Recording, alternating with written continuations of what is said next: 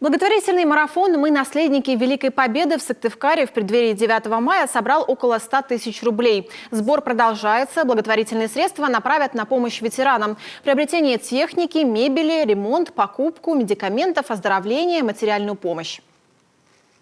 Очень отрадно, что многие граждане и организации охотно откликаются на наш призыв.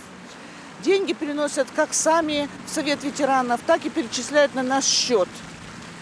Поэтому это благородное дело, и эти добрые пожертвования, как говорится, идут только на пользу тем гражданам, участникам войны, труженикам тыла, малолетним узникам, жителям блокадного Ленинграда, а с 2021 года и граждане категории «Дети войны» пользуются тоже средствами этого марафона.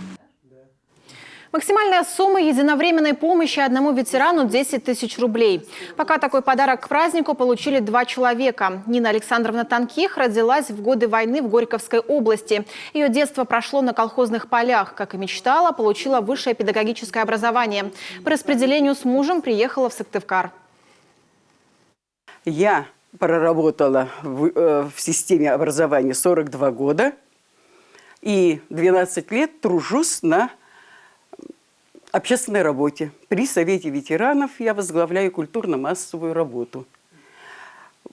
Через марафон «Мы наследники Великой Победы» мне была оказана помощь в приобретении плиты газовой, поскольку пришли газовики и сказали: ваша плита очень старая, она уже небезопасна, вам ее надо срочно заменить.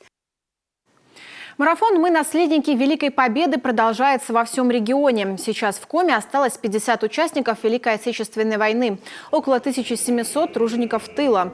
Ежегодно от нас уходит по 1000 человек, свидетелей страшных событий тех лет. В прошлом году во время марафона было собрано около 1 миллиона рублей. Средства благотворительного сбора пошли на восстановление памятников и адресную помощь.